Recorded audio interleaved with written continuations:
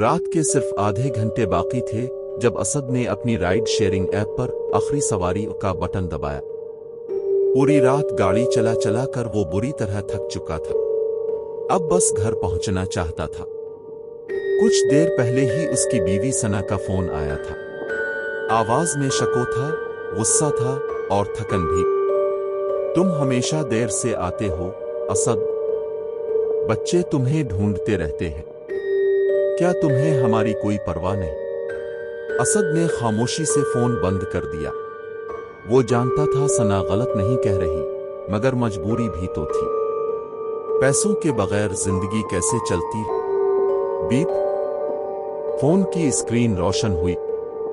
एक नई राइड की दरखास्त। पिकअप लोकेशन शहर के पुराने हिस्से में थी, वो इलाका जहां गलियां तंग, अंधेरी और सुनसान थी। असद का दिल चाहा राइड कैंसिल कर दे, मगर किराया खासा अच्छा था। उसने एक लम्हा सोचा और एक्सेप्ट कर लिया। जब वो पिकअप पॉइंट पर पहुंचा तो वहां एक आदमी अकेला खड़ा था। लंबी सियाह कोट, सफेद सी जल्द और चेहरे पर अजीब सी ठंडक। उम्र का अंदाजा लगाना मुश्किल था, ना जवान ना बूढ़ा। असद भाई, आदमी ने सीधी निगाहों से देखते हुए पूछा। असद चौंक गया। जी, आपको मेरा नाम कैसे मालूम? मैं जानता हूं, चली। दिल में अनजाना सा खौफ लिए असद ने दरवाजा खोल दिया। आदमी पिछली सीट पर बैठ गया। रेयर व्यू मिरर में उसकी आंखें असद से टकरा गईं, गहरी, सिया, जैसे सब कुछ जानती हो। कहां जाना है जनाब? असद ने पूछा। सीधा चली, रास्ता में बताता रहूंगा। गाड़ी चल पड़ी। खामोशी तारी थी। असद ने रेडियो ऑन करना चाहा तो पीछे से आवाज आई, बराहे करम मत चलाइए, मुझे खामोशी पसंद है। कुछ देर बाद आदमी बोला, दाएं मोड़े। असद ने स्टीयरिंग मोड़ा और चौंक गया।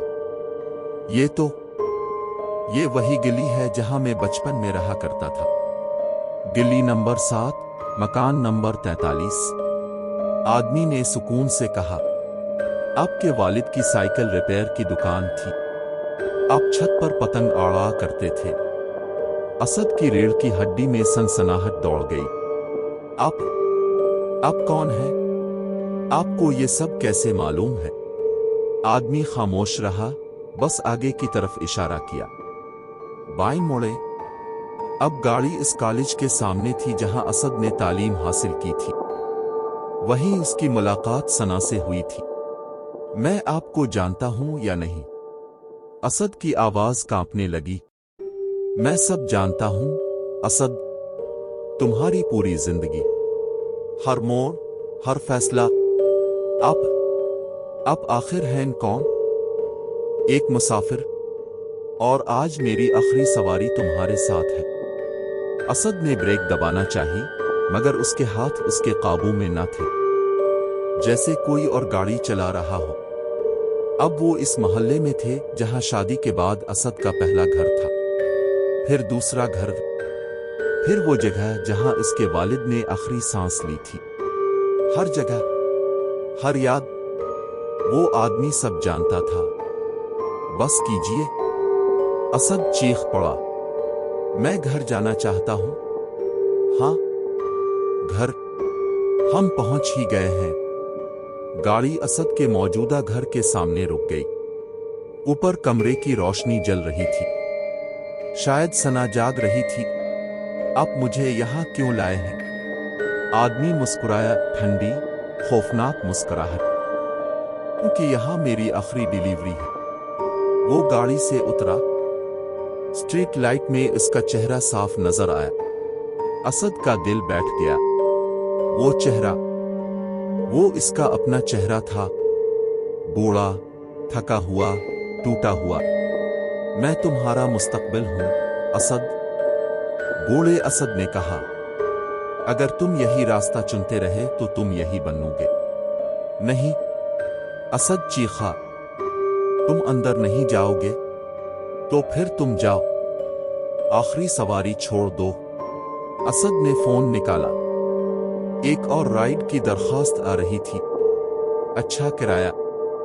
उसने घर की तरफ देखा, फिर फोन की तरफ, और फिर अगली सुबह सना ने दरवाजा खोला। बाहर कोई नहीं था, सिर्फ असद की गाड़ी खड़ी थी। ड्राइवर सीट पर फोन रखा था। स्क्रीन पर लिखा था एब्डिलेटेड। अंदर असद अपने बच्चों के साथ सो रहा था। 3 महीनों बाद पहली बार। लेकिन बाज रातों में जब वो आईने में देखता है तो उसे लगता है जैसे पीछे कहीं वो बूढ़ा आदमी मुस्कुरा रहा हो और फिर गायब हो जाता है।